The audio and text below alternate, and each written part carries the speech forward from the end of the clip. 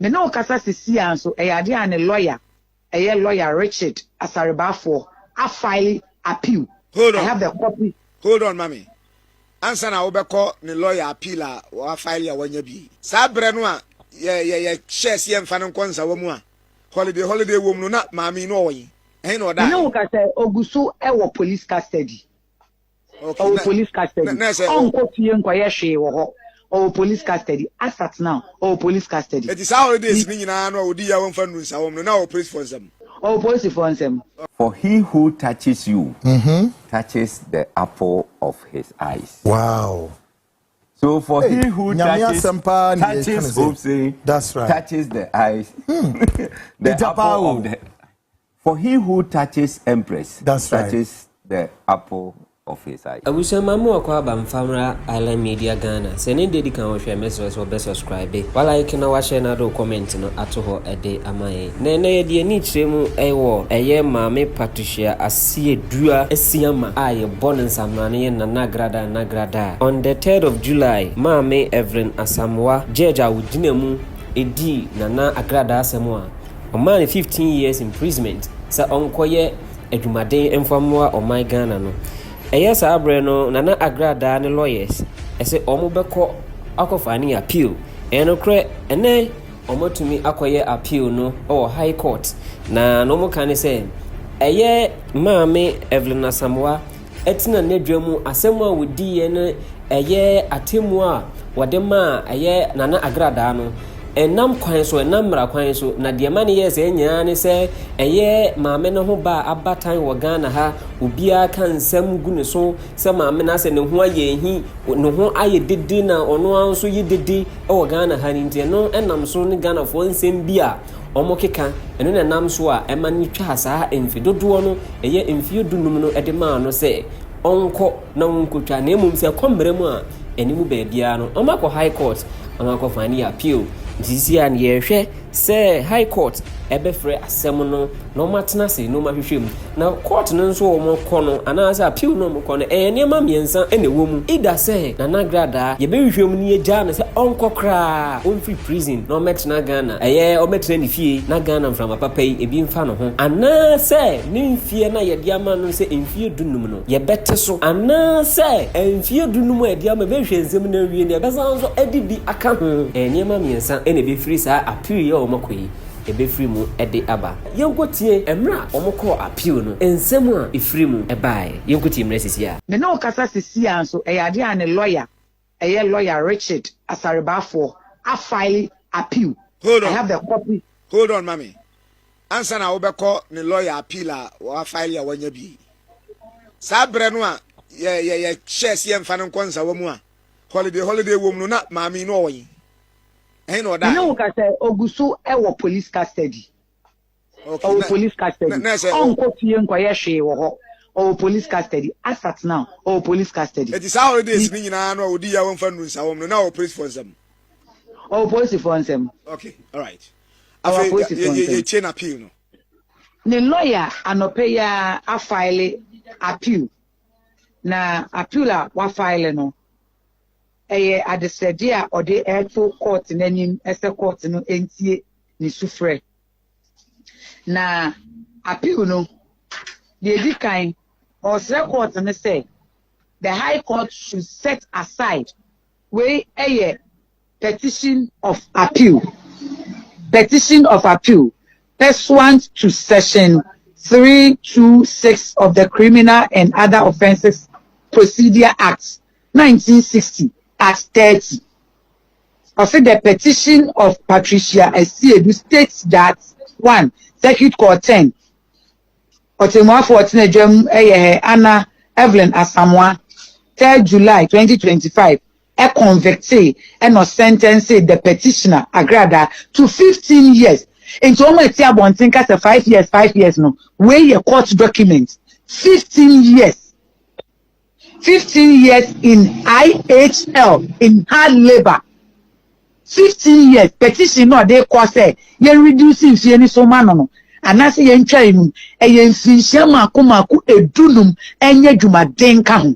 When and a lawyer natural. How they come High Court. And what or say charges are the born no one. Count 1, a charlatanic advertisement. Count 2, a defrauding by false pretense. Me no way and a channel. Or the copying of the judgment akahubi. Na niema Agradaa, Echo Court, High Court, or Copying, Nedikan or say, the conviction and sentence should be set aside as the judgment is unreasonable and cannot be supported by the evidence on record. The grounds are they call point 1 near. The lawyer said, Atemwa, ya convicted Agradaa so uncle de fiasi 15 years and no nya dwumadeno. O se there be or no dear ohun de say eni nyina so ensuo kura enim enti high court and setting aside only couldn't find free ho. Point 2, or say Angel. The trial judge, point 2, I say the whole trial is wrong in law.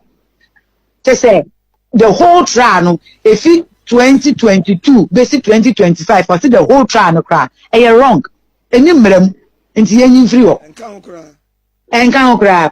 The third point, I say the trial judge denied the petitioner fair trial by calling her to prove her innocence when prosecution had left no or insufficient evidence, contrary to Article 19(2)(c) of the 1992 Constitution. Into I said that no, until yes, prosecution no fair dance 4 and 9. Na 9 year no, or through the offense submission of no case. Na court ne catch Agradaa say that be, but not that came. The bone crew, but can you win for criminal or see no crano? It's Yamara. That be, and can settle the more for no cry, a yen or yen. Can this oma Agradaa a beer ever can be actually court no? Then I say, one I know I trust them that tracking.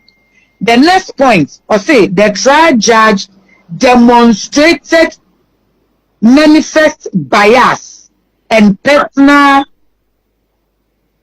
animosity towards the petitioner by persistently engaging in confrontations, harassment, and intimidation of the accused lawyers in open court, thereby denying her adequate and effective representation.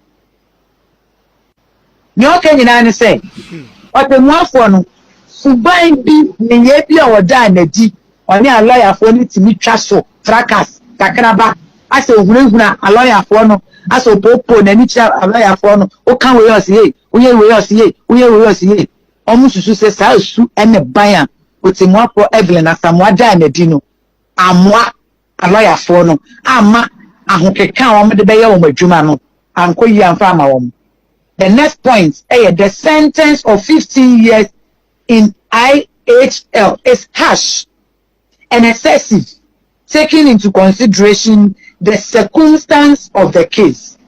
Almost 15 years in hard labor, Aden, Sabi, Wakum Nipa, I know Aden Dodo, I know Shedodo, Oshako Eduna, the born no na and say, your man was 15 years in, or say excessive. And the last point, additional grounds to be freed upon receipt of the judgment. And in the last point, we say, Agradaa, Yenjano, Kra, non funny hundi. Afe, and our filing crate. Afe, and the Ebesha Bra quarter, the Baman say, Omra, na Omekan asem, Omebonin crew, and Fanche. Mini Alibaba, Mamin Kensi Sudia say, near lawyer naturally in I and I dream power watcher, and of their command court. Proceedings now say, but the more for any treaty of Mofa would you so no intimidate one, no harass one, or see the full trial no cry wrong no. The full trial no cast a wrong no. Or the full trial proceedings meaning from day 1 to the last day judgment no at their command high court. High court or to more for no better seminary so no. Or better in from day 1 to crying. Or be ascertain say near almost canon and so womb and in so womb. Yampa say yamano kwan ama ebia wanka ni onim yamane kwan anase otemofo ni tietia lawyer ne fa ahudie so otemofo ni ye bibi e kire say da bi ka say prosecution no ewie ya nka say submission of no case no okasa Agradaa fa ahudi So nneɛma bebree ɛna ɛkɔ into appeal, and appeal ayi nneɛma mmiɛnsa. Either say yɛbɛgya wo koraa you be acquitted, either say yɛbɛti nsuo ni so ama aka sɛ ɛyɛ ampa the judgment was harsh, anaso te moafoɔ ne kan procedure ne nyinaa wie na ɔhwɛ time a yɛde maa wo our procedure ne nyinaa kɔ obɛtumi aka sɛ maame koraa sɛ w'ani nso adeɛ wo w'ani nso adeɛ 25 years yɛma 15 years awusu mede 2 years account mede 5 years account yɛtumi increase the amount wotumi kwasɛ wasɛm koraa ho wotumi kwasɛ wasɛm ɛyɛ nneɛma mmiɛnsa appeal deɛ wokɔ ɛyɛ nneɛma mmiɛnsa either sɛ yɛbɛgyaa wo koraa you be acquitted, either say yɛbɛ reduce years na wo yɛde amount na so mpɛn ebia yɛbɛtumi reduce the amount anaasɛ wokɔ a yɛde bi bɛka ho amount ɛyɛ nneɛma mmiɛnsa. Te sɛ bɔɔlo bɔ ɛyɛ win draw ana lose. Tietia. Mame point yes, na. Yes sir. Yes sir. Yes, ana yenye Nigeria for Yes. Power to the people. Umpo.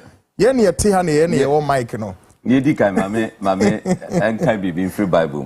Yo. Zechariah chapter 2 verse 8. Okay, Zechariah. Okay. Chapter 2 verse 8.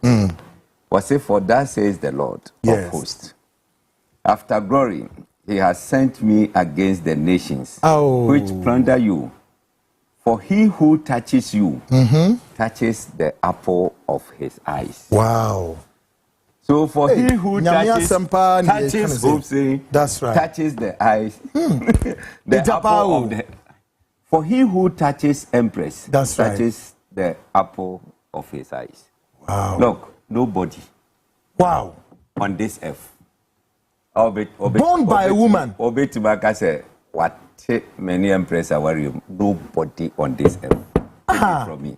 That's why I'm reading this. Zechariah 2:8. And Cabreton, Adam, nobody on this earth. I'll bet to Maka say, well, no, Edina no ego ma warrior. In Kegu 2018.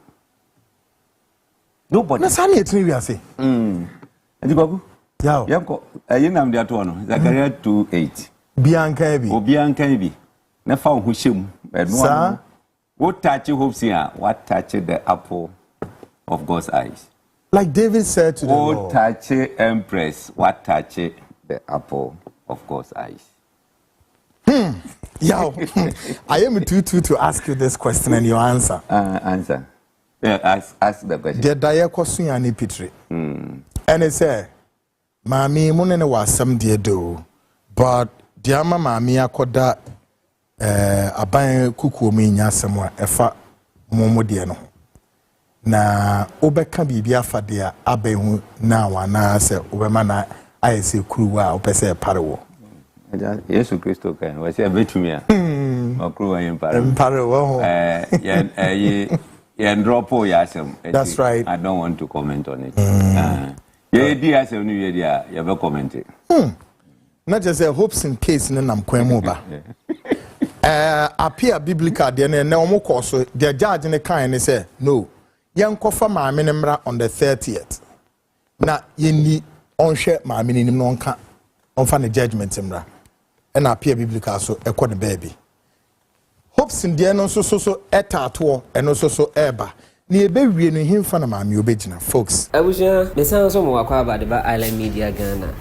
Eya Hobson Adoye Empress gift ni kunu one kwaku anan akohia na ene so mo de pimpim wanie eni jesem na emo kwaku anan ko bisa Hobson Adoye about Agradaa ensem ya eno so no de for now no na hwe ka fa ho fi se omo nzo masem omo ni Agradaa asem e wo court no nso no ye ba bedie eno no pa ho na so mu wie a ana de o ka no waka debio ye bisa question o si kru wa na emparo was asem na wo ka ze na ye di masem ni wie a na wo beka ba beka na esa wo nsem ka na esa wo to na wo do za pimu na mic ni ye dia na ha ye dia na ese you are jubilating say ye nana Agradaa akwakodem na esa wani age Bible na wo fa na wo yi quotation no enu amu nso na wo say e ma wani nye se wo tanfo ko nso hwemu a sisi nana Agradaa ho akere no what TV station national TV so esre na wo asam na wo court na wo ka no be de hu say asem no ebebu abo